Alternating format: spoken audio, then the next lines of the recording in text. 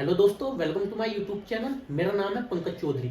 इससे previous video में मैंने आपको बताया था एड्रेसिंग क्या होता है और वो कितने टाइप्स के होते हैं। उन्हीं का एक टाइप्स है IPv4। आज की इस वीडियो में हम इसी के बारे में डिस्कस करने वाले हैं। आपको अच्छे से एक्सप्लेन करूंगा। आप बस वीडियो को कंप्लीट वॉच कीजिए जिससे कि आपको अच्छे से समझ में आ सके। IPv4, IP की फुल फॉर्म होती है इंटरनेट प्रोटोकॉल। V4 की फुल फॉर्म होती है वर्जन 4। तो सबसे पहले आप समझिए कि जो हमारा आईपी एड्रेस होता है वो किस तरह से काम करता है। हमारी कोई भी डिवाइस होती है नेटवर्किंग की, मैंने यहाँ पे डिवाइस ली हुई है PC1 एंड PC2। मैं इनको आपस में कम्युनिकेट कराना चाहता हूँ। तो बीच में हमारे यहाँ पे कुछ राउटर्स लगे हुए हैं। सपोज कीजिए यहाँ पे दिल्ली है और वो वहाँ पे मुंबई है, ठीक है। हमें इनके बीच में आपस में कम्युनिकेशन कराना है, तो बीच में हमारा कोई ना कोई नेटवर्क रहेगा। नेटवर्क किससे बनता है हमारा? उसके बीच में काफी राउटर्स कनेक्ट रहते हैं, ठीक है। तो हमारे यहाँ पे बीच में राउटर्स कनेक्ट है और जो हमारा ये पीसी है इसका अपना एक आईपी एड्रेस रहेगा जो कि यहाँ पे कॉन्फ़िगर रहेगा IP1 और यहाँ पे IP2 कॉन्फ़िगर रहेगा इसमें भी। और जो हमारे राउटर्स रहते हैं इनके भी अपने अपने आईपी एड्रेस रहते हैं, ठीक है। तो सबसे पहले मैं आपको बताना चाहूंगा कि जो आईपी एड्रेस होता है हमारे पीसी के अंदर, वो यहाँ पे मैं बात कर रहा हूँ लॉजिकली की। यहाँ पे दो तरह के होते हैं, मैक एड्रेस भी होता है और लॉजिकल एड्रेस, जिसको मैं यहाँ पे IPv4 बोल रहा हूँ, ठीक है।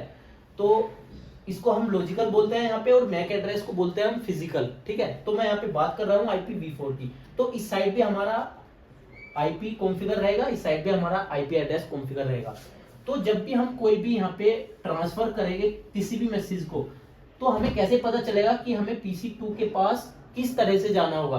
क्योंकि इसके पास आईपी एड्रेस है, ठीक है। और जो हमारे बीच में राउटर्स होता है इनके पास इंफॉर्मेशन रहती है। इनको पता होता है कि जो हमारा आईपी एड्रेस है जिसको ये भेजना चाहता है, जिसको ये सेंड करना चाहता है, वो किस नेटवर्क में हमारा कनेक्ट है या किस लोकेशन पे हमारा कनेक्ट है। तो उस साइड ये यहाँ पे फॉरवर्ड कर देता है। जो ये फॉरवर्ड करने का काम रहता है ये तो होता है हमारे राउटर्स का, क्योंकि इनके पास कुछ टेबल्स होती है जिन टेबल में आईपी एड्रेस की इंफॉर्मेशन स्टोर रहती है। तो ये तो हमारा हो गया राउटिंग का कॉन्सेप्ट। ये अभी आपको नहीं समझना है, आपको बस सिंपली समझना है आईपी के बारे में। तो हम कोई भी मैसेज को ट्रांसफर करते हैं वन लोकेशन से अनदर लोकेशन पे, तो वो किसके अकॉर्डिंग होता है? वहां पे हमें नीड होती है आईपी एड्रेस की। जैसे हमारा घर का एड्रेस होता है, जो हमारे घर पे जो चिट्ठी वगैरह आती है वो किसके अकॉर्डिंग आती है? हमारे घर के एड्रेस के अकॉर्डिंग आती है, ठीक है। तो सेम जो भी हमारा मैसेज ट्रांसफर या रिसीव होगा वो आईपी एड्रेस के अकॉर्डिंग होगा कि मुझे इस पीसी पे, इस पीसी का कुछ क्या है? आईपी एड्रेस है कि उस आईपी एड्रेस पे मुझे मैसेज को ट्रांसफर करना है।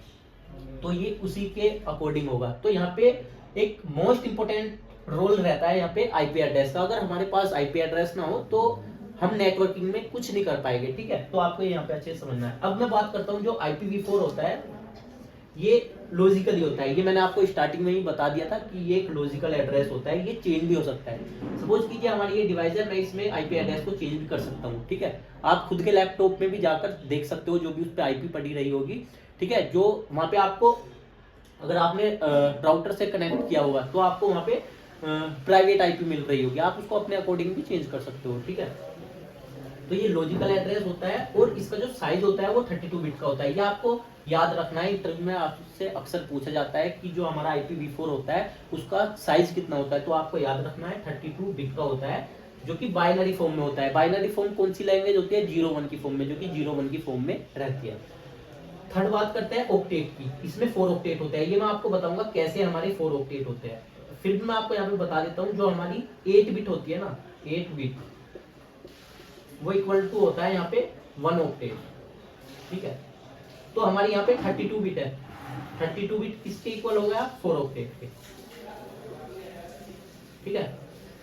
अब हम बात करते हैं इसका जो साइज रहता है मैक्सिमम और मिनिमम, यानी कि जो हमारा आईपी एड्रेस रहता है उसमें जो हम वैल्यू वहां पे मेंशन करते हैं उसका साइज कितना रहता है? वो रहता है 0 से लेकर 255 तक। इसके बीच में जो भी रेंज होती है हम यूज कर सकते हैं। अब मैं आपको एक एग्जांपल के थ्रू समझाऊंगा। जो भी मैंने आपको बताया 32 बिट, 4 ऑक्टेट और इसकी मैक्सिमम और मिनिमम वैल्यू, वो आपको यहाँ पे कॉन्सेप्ट क्लियर हो जाएगा। आपने देखा होगा कि जो आईपी एड्रेस होता है वो इस फॉर्म में होता है 192.168.3.2। यहाँ पे कोई भी रेंज आ सकती है 20 से लेकर 255 के बीच में। तो मैंने यहाँ पे एक एग्जांपल ले लिया, आप कोई भी एग्जांपल उठा सकते हो अपने अकॉर्डिंग। मैंने ये एग्जांपल लिया यहाँ पे। तो ये जो हमारा ऑक्टेट है 192.168.3.2, ये एक ऑक्टेट है। ये हमारा फर्स्ट ऑक्टेट होगा, ये सेकंड, ये थर्ड और ये फोर्थ ऑक्टेट। तो ऑक्टेट तो हमारे इस के अकॉर्डिंग होते हैं यहाँ पे। और एक ऑक्टेट कितने बिट का होता है? 8 बिट का। सेकंड ऑक्टेट ये भी 8 बिट का, थर्ड ऑक्टेट ये भी 8 बिट का, फोर्थ ऑक्टेट ये भी 8 बिट का। जब हम इन बिट को आपस में ऐड करते हैं तो हमारा 32 बिट आ जाता है, जो कि हमारा एक कंप्लीट साइज होता है, हो जाता है, जो कि मैंने आपको स्टार्टिंग में बताया था। इसका साइज कितना होता है? 32 बिट होता है। अब हम देखते हैं कि जो हमारा बाइनरी होता है, मैंने आपको बताया 32 बिट होगा ये बाइनरी, और हम इसको कैसे डेसिमल में कन्वर्ट कर सकते हैं। जो हमारा ये है ना 192.168.3.2, ये हमारा डेसिमल की फॉर्म में है, लेकिन मैंने आपको बताया ये 32 बिट का बाइनरी की फॉर्म में होता है। अब हम देख लेते हैं वो कैसे होता है। मैंने यहाँ पे बाइनरी फॉर्म में आपको बताया है, या तो 0 होता है या 1 होता है, ये बाइनरी लैंग्वेज होती है। तो मैंने यहाँ पे 8 बिट लिख दी, यानी कि 0 को 8 बार लिख दिया, 0 0 0 0 0 0 0 0। अब हम इसको कैसे डेसिमल में कन्वर्ट करते हैं ये आपको देखना है। 2 की पावर 0, 2 की पावर 1, 2 की पावर 2, 2 की पावर 3, 2 की पावर 4, 2 की पावर 5, 2 की पावर 6, 2 की पावर 7, ये आपको यहाँ पे याद रखना है। 2 की पावर 0 की वैल्यू कितनी होती है? 1 होती है। 2 की पावर 1 की वैल्यू कितनी होती है? 2 होती है। 2 की पावर 2 की वैल्यू कितनी होती है? 4 होती है। 2 की पावर 3 की वैल्यू कितनी होती है? 8 होती है। 2 की पावर 4 की वैल्यू कितनी होती है? 16 होती है। 2 की पावर 5 की वैल्यू कितनी होती है? 32। 2 की पावर 6 की वैल्यू 64। 2 की पावर 7 की वैल्यू 128। तो मैंने इसको इस फॉर्म में लिख लिया। अब ये कैसे होता है ये मैं आपको बता देता हूँ। देखिए, जिसके ऊपर भी 1 लिखा हुआ आ जाता है, जैसे ये हमारी 0 0 हो गई ना, जिसके ऊपर 1 लिखा हुआ आ जाता है बाइनरी में, जो नीचे की फिर हमने जो ये वैल्यू लिखी उसको हम ऐड कर देते हैं। जैसे हमारा ये 192 है, 192 हमारा किस किस को ऐड करके बनेगा? 128 को और 64 को जब हम ऐड करेंगे तो क्या आ जाएगा? 192 आ जाएगा। तो हम इसकी बाइनरी वैल्यू कैसे लिख सकते हैं? हम लिख सकते हैं, हम यहाँ पे 1 कर देंगे, 1 1, जिसको हमने जोड़ा उसको हम क्या कर देंगे? 1 कर देंगे, बाकी को क्या रहने देंगे? 0 रहने देंगे। तो अगर हम इसकी 8 बिट में वैल्यू देखते हैं 192 की, तो हमारी ये आ गई 11000000, ये हमारी किस में आ गई? बाइनरी में। इस बाइनरी को अगर हम कन्वर्ट कर देंगे डेसिमल में तो 192 आ जाएगा, और 192 क्या है? एक डेसिमल है, इसको हम बाइनरी में कन्वर्ट करेंगे तो हमारा ये आ जाएगा 11000000। ठीक है। अब मैं आपको बता देता हूँ इसकी मैक्सिमम और मिनिमम वैल्यू कैसे होती है। मैक्सिमम वैल्यू कब रहेगी, सॉरी मिनिमम वैल्यू कब रहेगी? जब हमारे सारे के सारे 0 रहेंगे। जब 0 रहता है तो हम उसको कंसीडर नहीं करते हैं उस वैल्यू को, यानी कि जो हमारी 0 2 की पावर 0 है, इसकी वैल्यू कितनी होती है? 1। लेकिन हम यहाँ पे बाइनरी में क्या कर रहे हैं? 0 0, तो वो 0 ही रहेगी, यानी कि हम नीचे की वैल्यू को ऐड नहीं करेंगे। जहाँ पे हमारा 1 होता है उसको ऐड करते हैं, तो ये टोटल वैल्यू आ जाएगी 0। 0 को 0 में ऐड करें 0 को 0 में, तो वो क्या रहेगी? 0 ही रहेगी, ऐसे करके।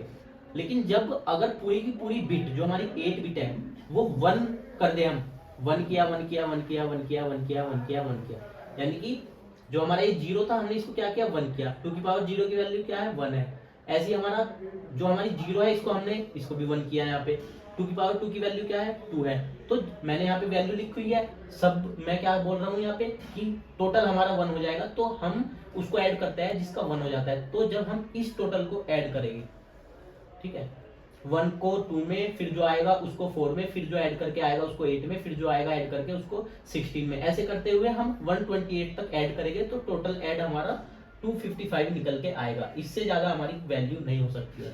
तो मिनिमम वैल्यू हमारी क्या हो गई? 0 हो गई। मैक्सिमम वैल्यू हमारी क्या हो गई? 255 हो गई। आई होप आपको यहाँ पे IPv4 का कॉन्सेप्ट समझ में आ गया होगा। ये ऑक्टेट वगैरह सब कुछ, इसका कितना साइज होता है वो सब कुछ समझ में आ गया होगा। अब मैं आपको नेक्स्ट वीडियो में बताऊंगा इसकी क्लासेस के बारे में। इसकी क्लासेस भी होती है, class A, class B, class C, class D और क्लास E। उसके बारे में भी मैं आपको, उसकी कितनी रेंज होती है वो सब आपको एक्सप्लेन करूंगा। अगर आपको वीडियो अच्छी लगी तो प्लीज वीडियो को लाइक कीजिए, चैनल को सब्सक्राइब कीजिए और बेल आइकन को प्रेस कीजिए। Thank you friends for watching my video.